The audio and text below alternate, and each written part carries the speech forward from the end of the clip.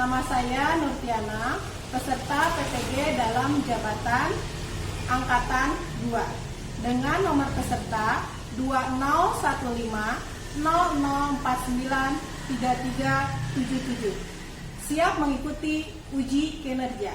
Wassalamualaikum warahmatullahi wabarakatuh. Oke, assalamualaikum warahmatullahi wabarakatuh. Apa kabar semuanya? Baik? Oke,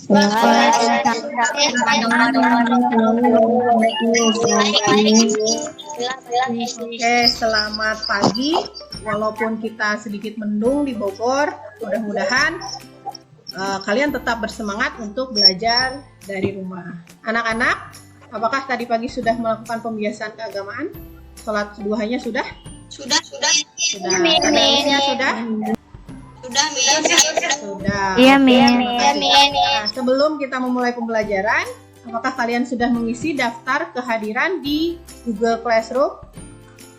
Sudah, Min. Alhamdulillah. Nah, bagi yang belum mengisi daftar hadir, silahkan kalian setelah pertemuan ini mengisi daftar hadir terlebih dahulu. Nah, anak-anak, marilah kita berdoa. Silahkan Fatur dipimpin doanya. Sebelum kita belajar, mari kita berdoa. Berdoa dimulai.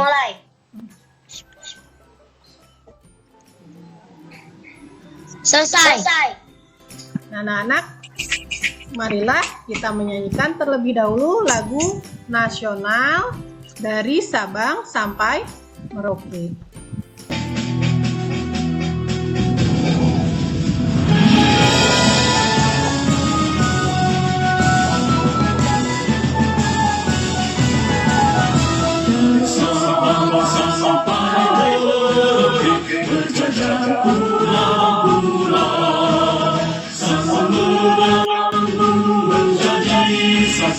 Itulah Indonesia, Indonesia tanah airku.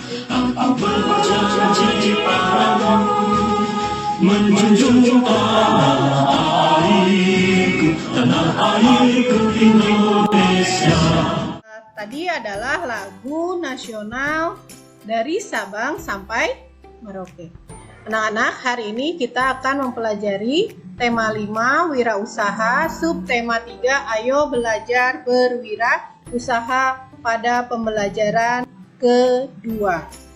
Setelah belajar, kalian diharapkan yang pertama mampu mempraktekkan cara membuat magnet dengan benar.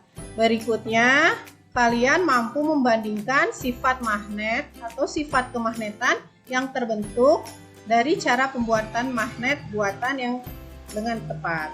Berikutnya, kalian mampu menyeleksi informasi yang dibutuhkan dalam mengisi formulir pengiriman barang berdasarkan petunjuk dengan benar. Selanjutnya, yang keempat, kalian mampu mempraktekkan mengisi formulir pengiriman barang berdasarkan petunjuk secara benar. Nah, anak-anak, sekarang kalian amati gambar berikut. Nah, ini adalah gambar pertama. Berikutnya, ini gambar kedua, dan ini adalah yang ketiga. Siapa yang pernah memiliki mainan tersebut? Iya. Sekarang Misul satu-satu tanya ya. Faris punyanya yang mana? Yang papan tulis, Miss. Yang papan tulis. Cara mainnya bagaimana? Menggunakan pensil ditulis, Miss. Oke, Dan bisa dihapus. Bisa dihapus, tinggal menggunakan alat tulis yang khusus ya pada papan tersebut. Berikutnya Amira punya yang mana? Amira punya yang papan tulis sama yang ikan. Amira punya papan tulis dengan yang ikan. Cara bermainnya gimana yang ikan? Kalau yang ikan di bagian ada magnet. Dan di sampingnya ada magnet. Kita bisa memancingkan magnet. Iya, ya kalau yang kedua, yang papan tulis. Betul sekali. Jadi yang papan tulis angka-angkanya itu tinggal ditempelkan ke papan tersebut.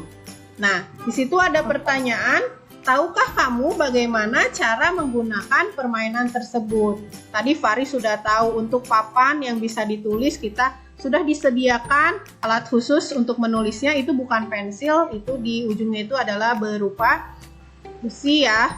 Pada papannya itu mengandung magnet. Kemudian tadi Amira juga sudah bilang, oh cara memancingnya mendekatkan alat pancingnya ke mulut ikan. Nanti ikannya bisa terpancing. Kenapa ikannya bisa terpancing? Karena Ada Karena ada magnetnya. Berikutnya, betul sekali. Berikutnya ada angka-angka dan huruf-huruf yang bisa ditempel pada papan. Tentu papan dan angka tersebut pasti memiliki yang namanya magnet sehingga dapat menempel. Cara kerja ketiga permainan ini itu dipengaruhi oleh sifat magnet, di mana magnet yang senama akan tolak-menolak dan magnet yang tidak senama akan tarik-menarik. Yaitu salah satu sifat magnet yang digunakan pada permainan ini. Contohnya tadi pada ikan. Nah, pada ikan, pada pancingannya dan pada ikannya itu ada dua magnet yang tidak senama sehingga dapat menarik ikan atau dapat memancing ikan tersebut. Nah, berikutnya sekarang Miss Nur mau bertanya, siapa yang masih ingat ada berapa bentuk magnet? Silakan. Wira dulu, coba. Wira, ada berapa bentuk magnet? Ada Ada berapa, Wira? magnet ladang, Ya. 2 magnet batang, Betul. dan magnet keping yang melingkar magnet jarum karena magnet silinder. Udah, Miss. Iya, betul. Nah, ini di sini Miss Nur punya dua contoh bentuk magnet. Yang lainnya bisa kalian nanti lihat di buku ya. Ini yang pertama, ini adalah magnet batang. Pada magnet batang biasanya tidak hanya magnet batang ya. Pada magnet itu selalu ada dua kutub, yaitu kutub utara, north, kutub utara, dan kutub selatan. Nah, biasanya kalau kamu ingin menempelkan benda-benda magnetis atau ingin menarik benda-benda magnetis, biasanya benda tersebut akan menempel di kedua ujungnya karena di sini lebih kuat daya magnetnya. Kemudian yang kedua, Miss Nur memiliki magnet U. Nah, ini magnet U sama memiliki dua kutub. Kutubnya ada pada ujung-ujung magnet tersebut, ya. Nah, kemudian ada magnet ini, ya. Selanjutnya, mungkin yang pernah kamu mainkan adalah magnet berbentuk seperti ini. Ada yang pernah memiliki magnet seperti ini? Biasanya kalau untuk permainan kalian memiliki magnet seperti ini. Ini juga adalah magnet, ya. Nah, itu tadi jenis-jenis magnet berdasarkan bentuknya. Sekarang berdasarkan cara terbentuknya, magnet terbagi dua, yaitu ada magnet alami.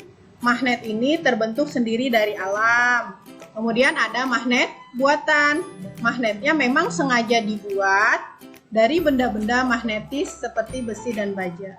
Jadi kalau kamu mau membuat magnet buatan, tentunya kamu harus menyediakan benda-benda magnetis, ya. Tidak sembarangan benda yang dapat kita buat magnet. Contoh benda magnetis yaitu besi dan baja. Nah, berikutnya terdapat 3 cara pembuatan magnet, yaitu dengan menggosokkan pada magnet tetap, kemudian dengan cara induksi, kemudian dengan menggunakan aliran arus listrik. Nah, itu adalah 3 cara pembuatan magnet. Silahkan yang mau mengulang, coba. Apa yang tahu? Wira, Miss. Silahkan Wira.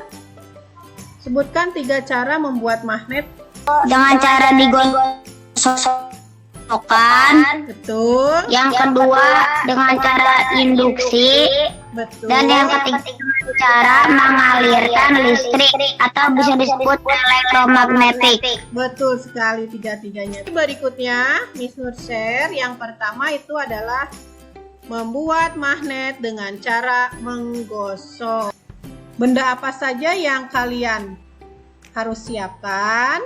Nah, yang pertama itu kalian harus menyiapkan lempengan besi, bisa berupa paku atau yang lain. Kemudian kalian harus mempersiapkan magnet tetapnya. Selanjutnya tentu untuk membuktikan sifat kemagnetan pada kegiatan ini kalian harus mempersiapkan paku-paku kecil atau yang lainnya. Nah, sekarang kalian perhatikan, silahkan on cam semua ya. Bahan yang kita butuhkan tadi apa saja yang pertama?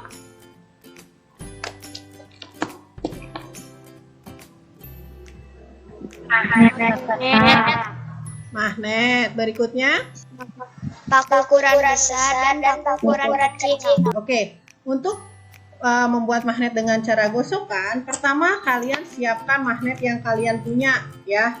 Kalian memiliki magnetnya yang mana? Tolong disiapkan ya magnet-magnet tersebut. Selanjutnya, kalian siapkan benda-benda magnetisnya yang akan dibuat magnet. Mau paku, mau besi berbentuk yang lain juga boleh ya. Selanjutnya, kalian siapkan paku-paku kecil atau benda yang dapat ditarik oleh magnet. Boleh paku kecil, boleh berupa klip, kertas, atau boleh juga jarum pentul atau peniti yang ibu kalian miliki. Ya, tapi untuk penggunaan ini kalian harus berhati-hati karena berbahaya. Nah, bagaimana cara melakukan percobaan tersebut? Cara menggosok berarti diapakan ya magnetnya? Nah, yang pertama kalian siapkan benda magnetisnya itu boleh berupa paku besar atau besi. Nah, itu ada yang A, B, dan P dan Q. Kemudian ada U dan S, S dan U. Itu sama saja terserah kalian. Nah, bagaimana cara menggosoknya? Menggosok magnet dengan besi atau benda lain atau benda magnetis lain harus searah. Pada kegiatan ini kalian akan melakukan percobaan pertama, yaitu membuat magnet dengan cara menggosok atau dengan cara gosokan. Yang tadi benar ya, digosokkan dulu ya. Percobaan pertama, membuat magnet dengan cara digosokkan. Alat dan bahannya magnet, paku ukuran besar, paku ukuran kecil. Kemudian kalian nanti baca langkah-langkah percobaan sebelum kalian melakukan kegiatan tersebut. Jadi nanti magnetnya bisa kalian gosokkan pada benda magnetis berupa paku atau besi. Ada yang 5 kali gosokan, 15 kali gosokan, dan 30 kali gosokan. Kalian perhatikan berapa saja jumlah paku yang akan menempel pada setiap percobaan yang kalian lakukan. Kemudian yang kedua, pada tabel kalian perhatikan sebelum benda atau sebelum paku digosokkan dengan magnet dan kondisi paku sesudah digosokkan dengan magnet. Setelah itu kalian amati bagaimana sifat kemagnetan yang terbentuk pada magnet yang sudah kalian buat. Mudah ya? Coba siapa yang tahu bagaimana cara membuat magnet dengan gosokan? Boleh Jessica, silakan Jessica. Dengan menggosokkan magnet tetap pada besi atau baja secara searah.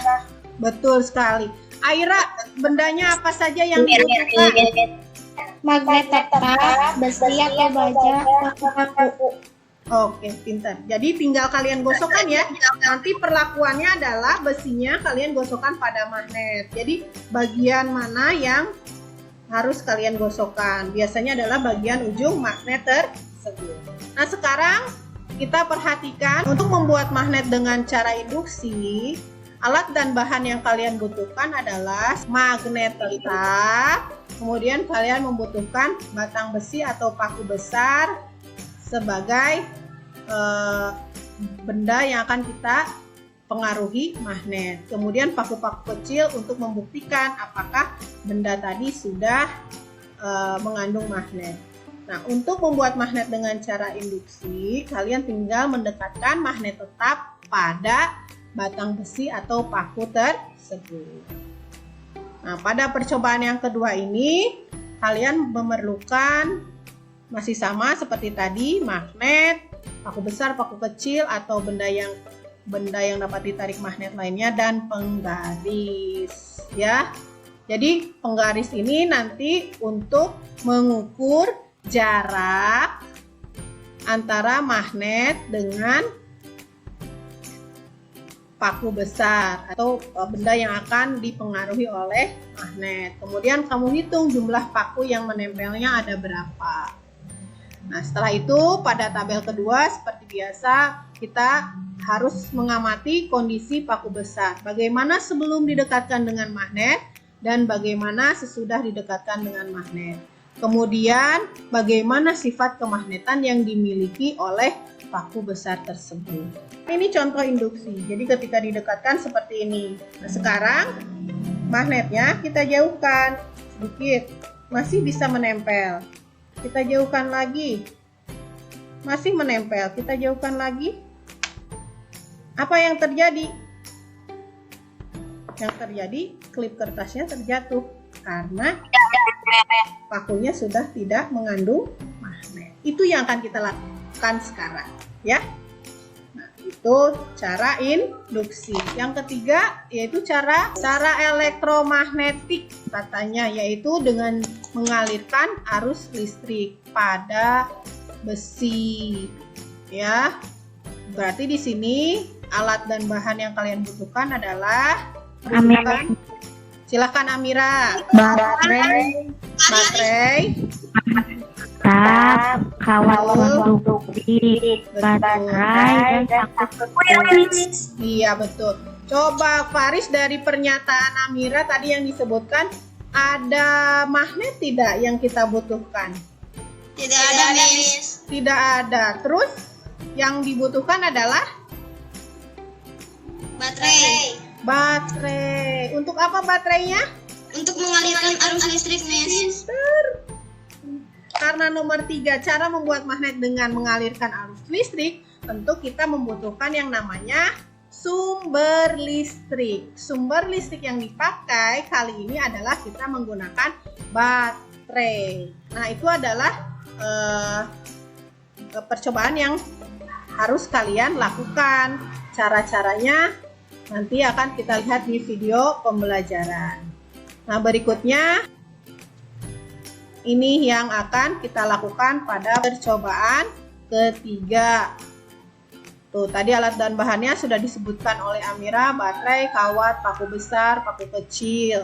Kemudian kalian akan menghubungkan baterai, paku besar, dan kawat, yaitu adalah dikombinasikan. Selanjutnya kalian harus membuat beberapa kondisi, yaitu berdasarkan jumlah lilitan. Bagaimana jika hanya 5 lilitan, 10 lilitan, 20 lilitan, 25 lilitan? Jumlah paku kecil yang akan menempel pada setiap percobaan itu bagaimana? Apakah akan semakin banyak atau apakah akan semakin kecil? Nah, kemudian pada tabel kedua, bagaimana kondisi paku yang dililit kawat sebelum dihubungkan dengan sumber arus. Sumber arus di sini maksudnya baterai. Apa yang terjadi jika tidak dihubungkan pada baterai? Dan apa yang terjadi setelah dihubungkan dengan baterai? Ya, mudah ya nanti melakukan percobaannya. Nah, supaya kalian bisa, mari kita saksikan video pembelajaran berikut.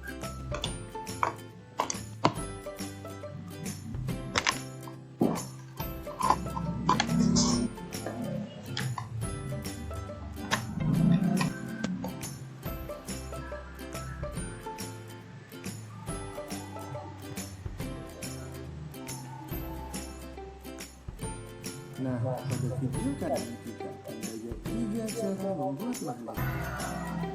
Baiklah sahabat, pada bagian pertama ini kita akan belajar cara membuat magnet dengan cara digosokkan. Tapi sebelum itu kita usah alat dan bahannya.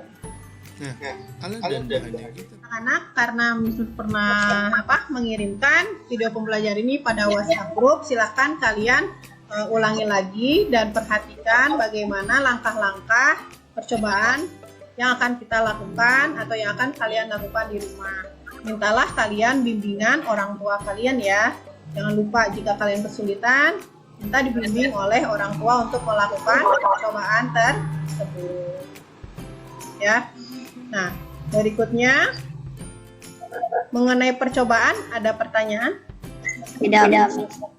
Berikutnya, jika kalian sudah mengerti, silahkan kalian pilih pada Google Classroom kalian LKPD. Ya, ini lembar kerja yang harus kalian isikan berupa laporan hasil praktikum cara membuat magnet. Mengerti? Nah, tadi setelah kalian melakukan percobaan, kalian harus dapat membandingkan sifat kemagnetan yang terbentuk setelah kalian melakukan percobaan cara membuat magnet. Tadi kan kalian sudah melakukan 3 kali percobaan dengan cara menggosok, induksi, dan elektromagnet. Kalian bandingkan sifat kemagnetannya seperti apa. Nah, sekarang pertanyaannya, siapa yang tahu apa arti dari sifat kemagnetan? Paris. Oke, Faris, silakan sifat kemagnetan. Kemampuan benda dalam menarik benda-benda lain di sekitarnya. Betul, kemampuan benda dalam menarik benda-benda lain. Benda apa yang bisa ditarik oleh magnet? Seva, coba. Besi-besi, paku, penjepit kertas, Betul. dan lainnya, Miss. Oke, betul sekali. Benda yang dapat ditarik oleh magnet disebut juga dengan benda magnetis. Biasanya terbuat dari besi, ya. Setelah ini, kalian bandingkanlah sifat kemagnetan dari percobaan cara membuat magnet. Ada 2 sifat kemagnetan. Yang pertama, permanen atau sifat kemagnetannya tetap atau kekal. Jadi walaupun sudah tidak dilakukan proses cara membuat magnet, tapi magnetnya tetap ada pada benda tersebut. Yang kedua, sifat kemagnetannya sementara, di mana sifat kemagnetannya terbatas, hanya terjadi selama proses pembuatannya saja. Jadi setelah proses pembuatannya tidak dilakukan, maka sifat kemagnetannya akan hilang pada benda tersebut. Nah, anak-anak, setelah kamu melakukan percobaan, kira-kira dapatkah kamu membuat mainan dari magnet sendiri? Kalau memang tidak bisa, kalian dapat membeli benda tersebut. Ya, oke. Membeli itu bisa dengan 2 cara. Ada secara langsung, ada yang tidak langsung. Kalau secara langsung, kalian datang ke toko yang menjual barang tersebut. Kalau secara tidak langsung, kita harus bagaimana dulu? Membelinya Secara tidak langsung, kita harus memesannya terlebih dahulu. Baik itu melalui toko online ataupun yang lainnya. Jadi kita harus memesan dulu, buat pemesanan, lakukan pembayaran, baru barang akan dikirim.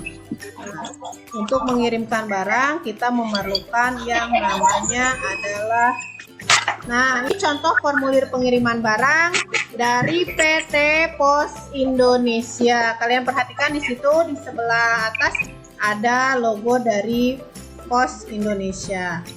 Nah, ada 2 kolom di situ, kolom pengirim dan kolom penerima. Siapa yang bisa menyebutkan informasi apa ya saja yang terdapat pada formulir tersebut? Wira, Miss. Wira, coba 1. Di data pengirim ada apa saja? Di data pengirim ada nama pengirim, alamat pengirim, dan nomor telepon. Betul. Pada data pengirim ada nama harus jelas. Kemudian ada alamat, kode pos, nomor telepon, nama barang yang akan dikirim. Kemudian nanti barang tersebut akan dilihat beratnya, nanti tinggal berikan dulu saja, nanti mereka yang mengisi. Berikutnya ada tanda tangan dan tanggal. Oke, siapa yang bisa menyebutkan data apa saja yang ada di bagian pengirim? Ada apa saja, Alia? Data pengirim, data penerima, data barang. Nama pengirim, alamat pengirim, nomor telepon, nama penerima, alamat penerima, nomor telepon, barang yang dikirim, barang, jenis pengiriman. Iya, betul. Nomor Jadi semuanya formulir dan lengkap ya. data. Siapa yang pernah mengirimkan barang ke teman atau keluarganya? Ada? Belum pernah. Alia Putri mengirimkan apa? Mengirimkan barang ke Surabaya. Ke Surabaya. Apakah kamu juga mengisi formulir pengiriman barang? Ya, Miss. Iya. Ada yang diisikan oleh petugas, ada juga kita yang menulis sendiri. Nah, hari ini kalian akan mempraktekkan cara menulis atau mengisi formulir pengiriman barang. Formulir pengiriman barang itu apa sih? Yaitu formulir yang digunakan untuk mengirimkan barang yang berisikan data penerima dan data pengirim barang serta jenis barangnya apa. Apa alasannya kita harus menggunakan informasi yang benar? Agar tidak salah kirim. Oke, agar barang sampai kepada penerima, tidak ada masalah dan tidak ada salah kirim. Anak-anak, berikutnya bacalah teks berikut. Pada teks berikut ini kita akan mencari informasi yang dibutuhkan untuk mengisi formulir pengiriman barang. Paragraf 1 Alia Putri, paragraf 2 Fatur. Silahkan dibaca. Pak Nurdin adalah seorang pemilik toko sepatu Nanano yang berlokasi di Jalan Majen Ishak Juwarsa nomor 135 RT 1 RT 3 Kelurahan Hoji, Kecamatan Kota Bogor Barat, Kota Bogor, Jawa Barat 16118. Setiap hari dengan bantuan karyawannya, dia selalu mengirimkan pesanan barang untuk para pelanggan. Pak Nurdin memiliki 2 orang karyawan, yaitu Rina dan Beni. Beni bertugas mengemas dengan rapi seluruh pesanan pelanggan, sedangkan Rina bertugas mengisi formulir pengiriman barang. Pada hari Senin, Sofia memesan 2 buah sepatu pada toko sepatu Nanano. Berat barang tersebut 1,1 kg. Sofia ingin sepatu pesanannya dikirimkan ke rumahnya yang beralamat di Jalan Jati No 25 RT 4 RW 4 Kelurahan Padasuka, Kecamatan Ciamas, Kabupaten Bogor, Jawa Barat 16610. Not telepon Sofia 0811111775. Betul. Nah, dari teks tersebut yang sudah kalian baca, kalian bisa menyeleksi informasi yang dapat kalian cantumkan pada formulir pengiriman barang. Nah, sekarang kita seleksi dulu yuk informasi apa saja yang bisa kita tuliskan pada formulir. Nah, ini. Jadi ada data pengirim, data penerima, dan data barang.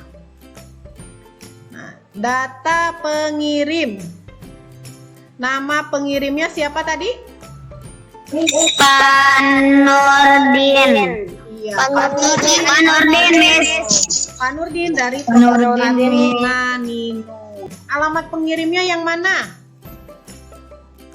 Jalan Betul sekali. Itu adalah alamat pengirim. Adakah nomor telepon pada teks tersebut? Tidak ada. Sekarang siapa yang menerima barang? Kita tulis Sofia. Alamat Sofia. Jalan Jati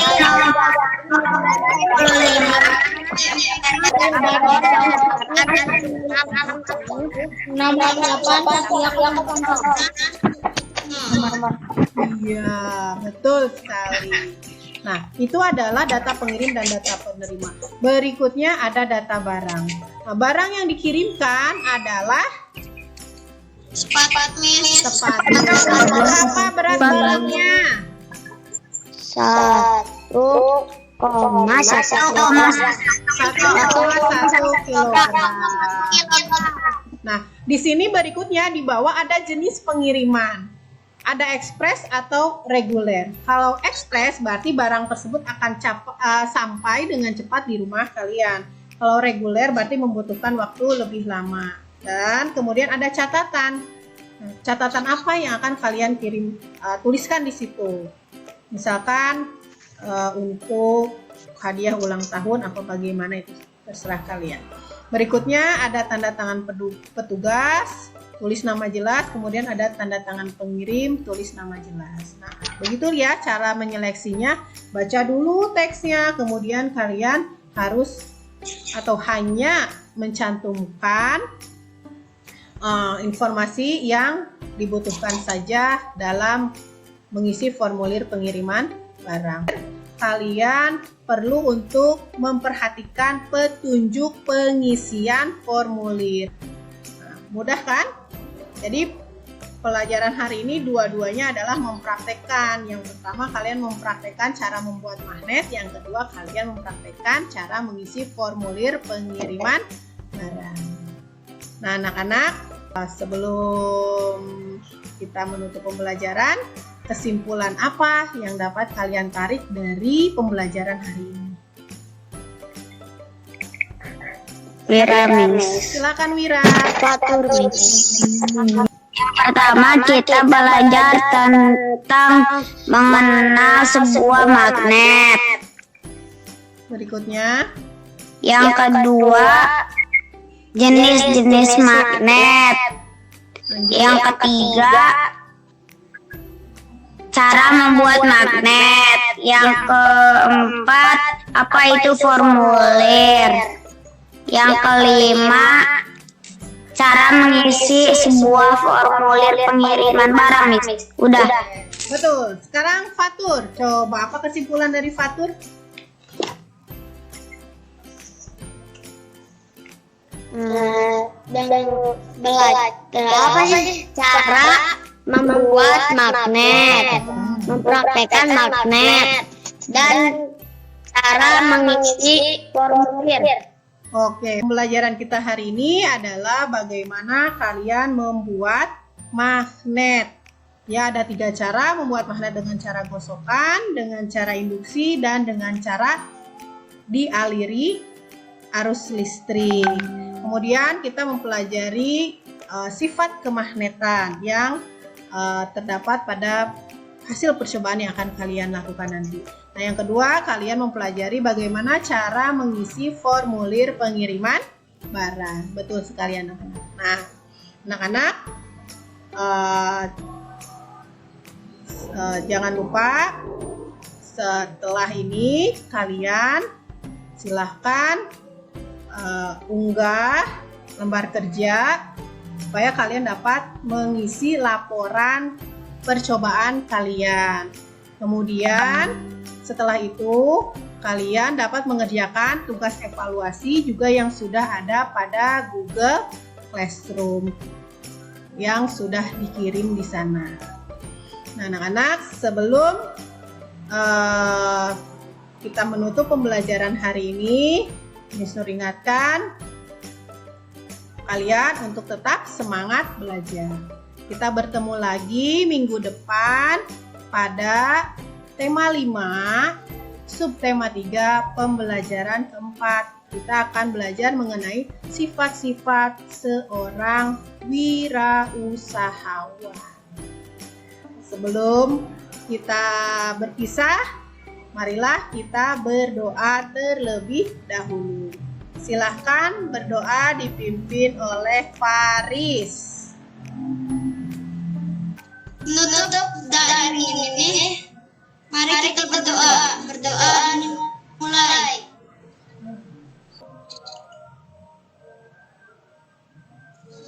Selesai. Oke, terima kasih Faris. Miss ucapkan terima kasih atas kehadirannya hari ini. Bagi teman yang tidak bisa bergabung, nanti akan Miss Nur kabarkan di WhatsApp group supaya mereka juga dapat melakukan pembelajaran sama seperti kalian hari ini. Nah, anak-anak, terima kasih atas kehadirannya. Kita bertemu kembali minggu depan. Wassalamualaikum warahmatullahi wabarakatuh.